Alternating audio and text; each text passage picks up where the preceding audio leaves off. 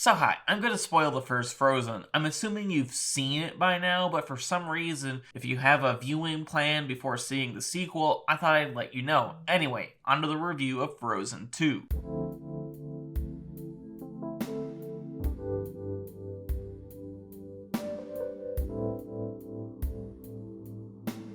Frozen 2 happening was a given. The first Frozen in 2013 was a pop cultural juggernaut that transformed Disney's merchandising empire with immediate effect. Over the course of a weekend trip to the movies, all kids could do was get their mitts on Frozen merchandise and sing the big hit musical number Let It Go, which would later win the Academy Award for Best Song. As a film, the animated movie was really good, a classic Disney princess story with a few twists and turns that eventually upended many genre conventions. The movie features two likable yet different princesses and Elsa and Anna. The trope of how true love can break a curse was due to sisterly love rather than romantic, and handsome Prince Hans Gruber turned out to be a bad guy. Yippee-ki-yay, motherfucker.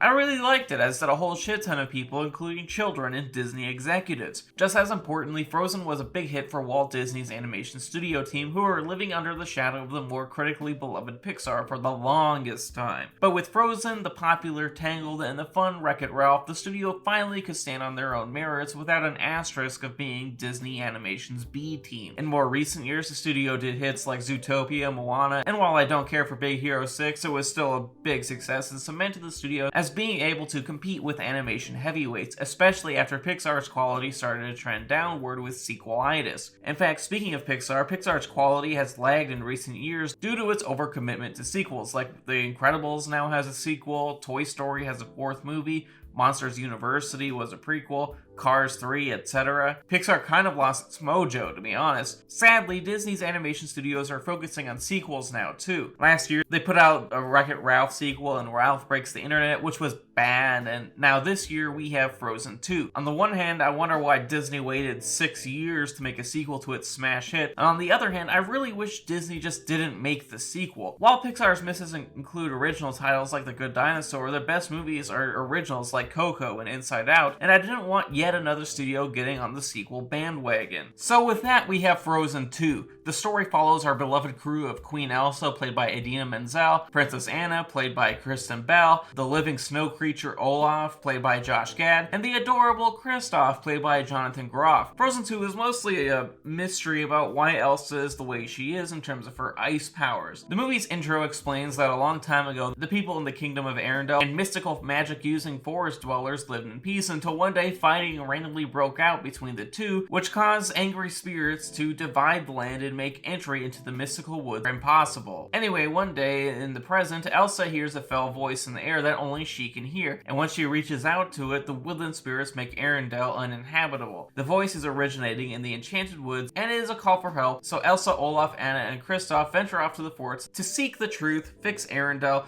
and find out who exactly is calling for help. It's a solid enough plot, though it admittedly doesn't go anywhere very interesting. While reuniting with these characters is enjoyable and brought a smile to my face, like watching Elsa use her ice powers, Kristoff struggling to propose to Anna, and Olaf making quips at the expense of his own safety. All this is fun. The actual story itself is fairly average. Despite Frozen 2 being beautifully animated, the journey did very little for me, which is unfortunate because the first Frozen is built on lovingly upending genre conventions, whereas the sequel plays everything way too safe. Frozen 2's journey just isn't as memorable as the first time around, and the rest of the film suffers as a result. Don't get me wrong, it's fun seeing all these characters again, the songs and soundtrack are great, the animation is stellar, but when it comes to being a full movie, I was kind of underwhelmed by the film only being the very definition of fine. The plot and story beats are disappointingly predictable, and the film's adventure isn't as adventurous as the first one. Like, for sure, things happen, but the stakes aren't very high until the third act. Frozen 2 being solid yet kind of forgettable does nothing to assuage my fear that the Disney Animation Studio is going to follow the same begotten road as Pixar did with its plethora of sequels. And that's the rub with Frozen 2. Is Frozen 2 and Ralph Breaks the Internet style of sequels going to be the norm moving forward? I mean, Pixar seems to have learned its lesson, as it has two original movie ideas being released in 2020, and the fact that Disney Animation Studio is doing Raya and The Last Dragon helps me remain hopeful that they're mixing some original ideas with their sequels. I'm still more than a little concerned. Though this is a worry for another time. As Frozen 2 stands, it's completely serviceable. While the characters are still great, the songs are fun, and the animation is gorgeous, the adventure within the movie is very lacking, and that's just kind of unfortunate. If you go see it at a theater, you won't be wasting your time, but there are definitely better movies currently at the multiplex. Also, on an end note, those of you like me who are holding out hope for a confirmation of an LGBTQ Elsa, sorry to disappoint you, but Frozen 2 isn't that movie.